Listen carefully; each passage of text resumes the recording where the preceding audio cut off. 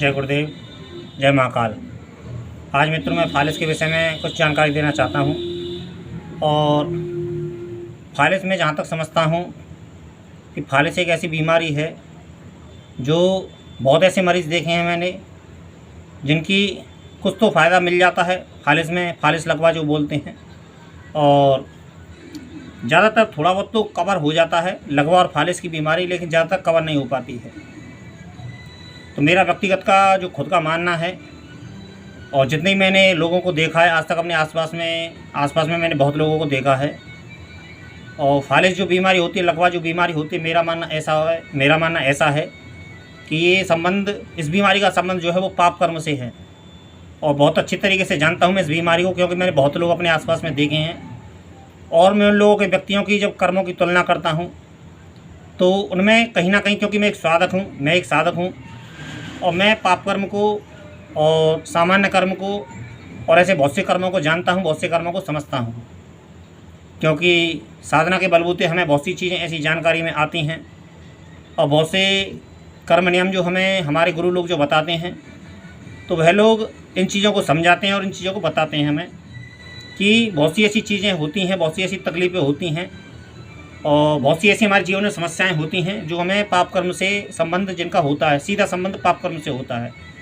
कुछ बीमारियों का संबंध खान पान से होता है, कुछ बीमारियों का संबंध नासमझी से होता है, और कुछ बीमारियां ऐसी होती हैं जो लौकिक होती हैं और प्राकृतिक होती हैं और जो थोड़ी वो छोटी मोटी चीज़ों से कवर हो जाती हैं। लेकिन कुछ बीमारी ऐसी होती हैं और कुछ समस्याएं ऐसी होती हैं कि जो पाप कर्म से संबंध रखती हैं। और लकवा फालिस एक ऐसी ही बीमारी है जो मैं जितना जानता हूँ और जितना मेरे आज तक मेरा अनुभव है, तजुर्बा जो कहता है, और गुरु लोगों की जो सीख है कि लकवा और फालिस जो बीमारी है वो पाप कर्म से संबंध है इस बीमारी का।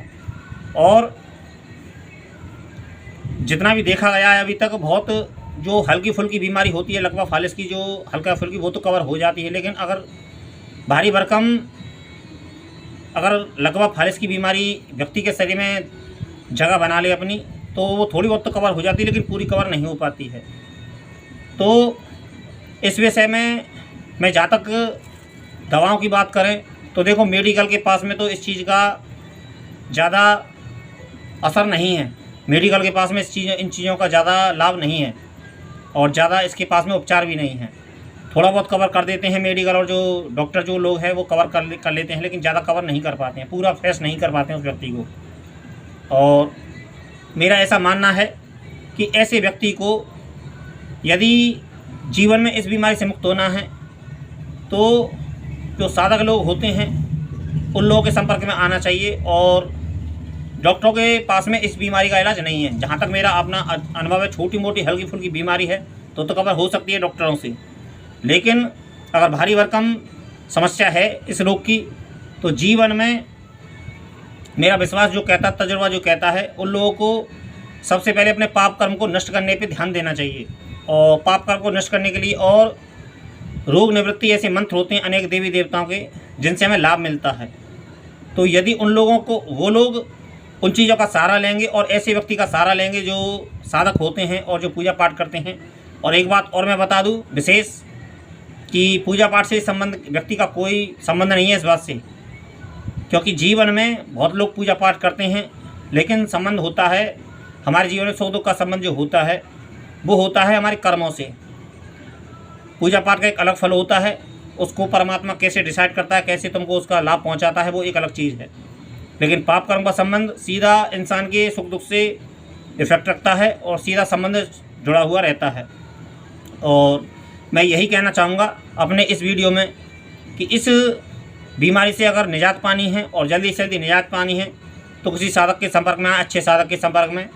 और जो अच्छे जो साधक माने जाते हैं, वो जो लोग, ये नहीं कि बहुत से लोग ऐसे भी होते हैं साधकों के रूप में जो ठगी करते हैं, तो उन लोगों से बच के रहना चाहिए, आपकी जिम्मेवारी है। फिर आप लोगों समस्या फिर यही होती है कि कहीं आपको ठगी आपके साथ में हो गई, किसी साधक के पास में ठगी हो गई, तो फिर आप सभी लोगों को एक समान मान लेते हैं। तो इन चीज़ों को सावधानी बरतें और अपने बुद्धि विवेक का इस्तेमाल करें। इन चीज़ों को जानना बहुत ज़रूरी है, क्योंकि सारे व्यक्ति एक जैसे नहीं होते हैं। डॉक्टरों की भीड़ में बहुत डॉक्टर हैं, अच्छे डॉक्टर भी हैं और नॉर्मल डॉक्टर भी हैं जो केवल दवा के नाम पर ठगी करते हैं, तो ऐसे ही बहुत डॉक्टर हैं। और काबिल भी डॉक्टर हैं, लेकिन लोग बागों की एक समस्या होती है कि गलत लोगों के पास में पहुंच जाते हैं। फिर वो सभी डॉक्टरों को एक जैसा समझ लेते हैं और सभी फिर यही कहते हैं कि बस कुछ नहीं, बेकार की चीज़ें हैं और बेकार कुछ नहीं होता है। ऐसे ही हम लोगों में भी अनेक लोग होते हैं, साधकों में भी बहुत लोग होते हैं, लेकिन ये व्यक्ति के उसी के ऊपर निर्भर होता है, बुद्धि विवेक के ऊपर, कि किससे तुम कितना प्रभावित होते हो। और आडंबर से बहुत से लोग आडंबर से प्रभावित हो जाते हैं। तो मेरे पास में कोई आडंबर का वो नहीं है, और मैं तो ईश्वर भरोसे और गुरु भरोसे चलता हूँ। तो उसमें जैसा भी मुझे फल मिलता है मैं उसे स्वीकार कर लेता हूँ। उसमें मैं उनसे कभी शिकायत नहीं करता, ना तो ईश्वर से, ना अपने गुरुदेव से मैं कभी शिकायत नहीं करता।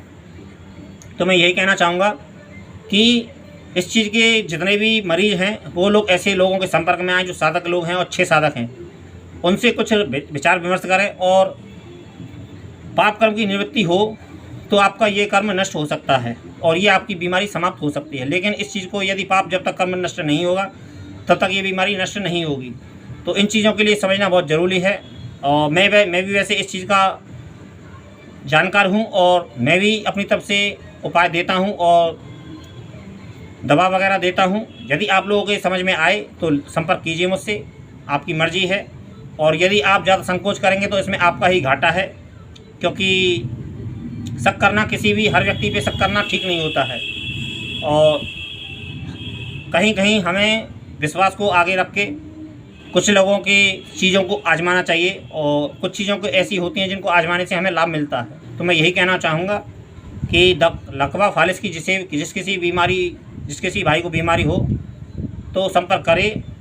और मैं यही आशा करता हूँ आप लोग मुझसे संपर्क करेंगे तो आप लोगों को फ़ायदा मिलेगा। और पूजा पाठ से कोई संबंध नहीं होता, क्योंकि पूजा पाठ का संबंध होता है व्यक्ति के स्वार्थ से।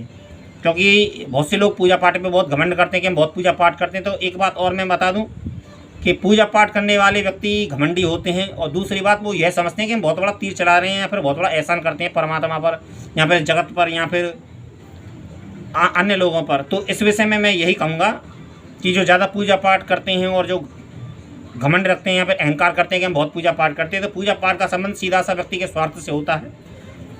और इस चीज़ को अपने मन में ही रखें और इस चीज़ का ज़्यादा दिखावा ना करें, क्योंकि पूजा पाठ का संबंध जितना भी है व्यक्ति अपनी मनोकामना की पूर्ति के लिए करता है, सुखी रहने के लिए करता है और मनमाफिक अपना सुख भोग सके, इसके लिए प्रार्थना करता है। ना तो वो व्यक्ति ईश्वर पर एहसान करता है, ना जगत पे एहसान करता है और ना किसी अन्य व्यक्ति पर एहसान करता है। वो जितनी पूजा पाठ करता है केवल अपने परिवार के लिए, अपने लिए ही करता है और वहीं उसकी मान्य होती है, और पूजा पाठ का कोई अर्थ नहीं होता है। लेकिन कुछ लोग ऐसा मानते हैं कि हम बहुत पूजा पाठ करते हैं, तो उससे ज़्यादा अहंकार करने वाली बात नहीं है। उसमें केवल और केवल तुम्हारा बेनिफिट है और वो तुम्हारे लिए होती है। और जगत में इस बात का ढिंढोरा ना पीटें कि वो बहुत पूजा पाठ करते हैं। आज के लिए इतना ही। जय महाकाल।